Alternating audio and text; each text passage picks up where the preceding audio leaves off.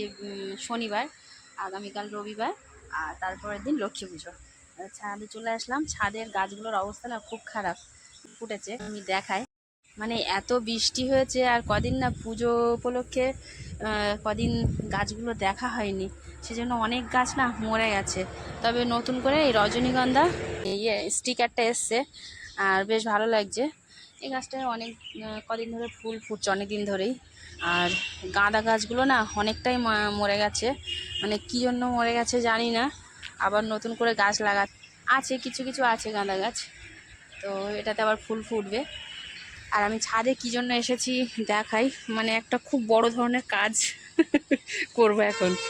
তো সামনে তো লক্ষ্মী পুজো, আর বৃষ্টি, সকাল থেকে বৃষ্টি হচ্ছে। নিচেই দেখুন কত জামা কাপড় রয়েছে, বেড কভার আরও সব জামা কাপড় আছে। পুজো তো গেছে, সেই জন্য এদিকে এসবও এক গাদা জামা কাপড় ছাদে। আর আমি কী জন্য এসেছি দেখ, এইসব জামা কাপড় মানে সকাল থেকে কতবার বৃষ্টি আসলো, তুলছি আবার দিচ্ছি। এবার কী জন্য একটা বড় ধরনের কাজ কীটা সেটা জানাই। লক্ষ্মী পুজোর বাসন, অনেক বাসন, প্রচুর বাসন। আমার একটা হাঁড়ি দেখতে পাচ্ছেন, হাঁড়িটা না আমার মেয়ে অন্নপ্রাশনের সময় পেয়েছিল, আমার মামা শ্বশুরা দিয়েছিল। এটাতে করে সুন্দর করে মা লক্ষ্মীর খই দিই, বেশ সুন্দর লাগে। আর কত বাসন, কত বাসন আমার। এটা তো হোম কুণ্ড, এটা হোম করা হয়। আর দেখুন কতটা পুষ্পপত্র।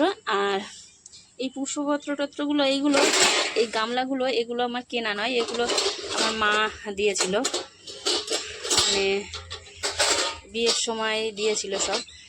আর বাদ বাকি দুটো কড়াই আছে।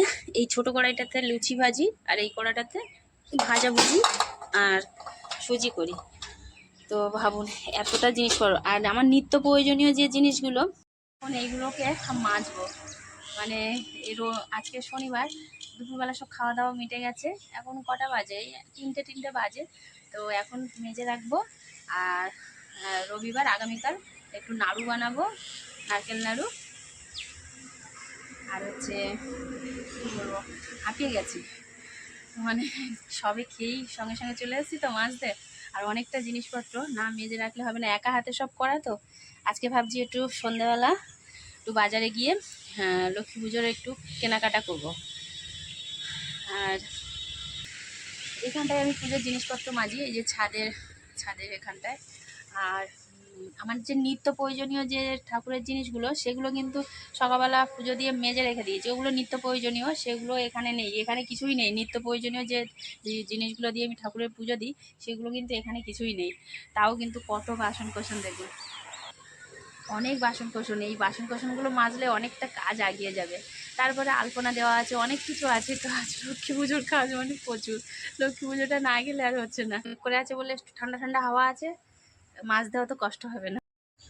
সব মাজা ঘষা হয়ে গেছে, এবারে সব উড় দিয়েছি। এই যে এক এক করে উড় দিচ্ছি। পুষ্পপত্র এক গাদা, মানে কাঁসার জিনিসগুলো বেশি, এগুলো স্টিলের জিনিস। আর এইগুলো সব কাঁসা পিতল। আর এইগুলো মাজতে আমার 2 ঘন্টা সময় লেগে গেছে, 1.5 থেকে 2 ঘন্টা। প্রথমে একটু তেঁতুল দিয়ে সব ঘষে নিয়ে তারপর আবার সুন্দর করে মাজলাম।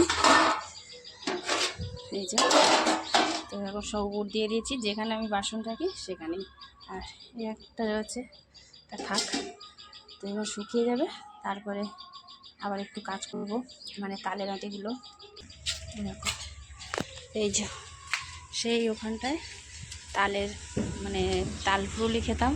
আর তালগুলোই যে গজলা বেরিয়েছে। এই যে ভিতরে যে শ্বাসটা থাকে, এইটা দিয়ে মা লক্ষ্মীর পুজো করতে হয়। তালের ফোঁপর আর কিছু কিছু জিনিস আছে, তালের ফোঁপর, আঁখ, এইগুলো মেন জিনিস লাগে তালের মানে ইয়েতে, লক্ষ্মী পুজোতে। এইগুলো এখন পরিষ্কার করব, করে ভালো করে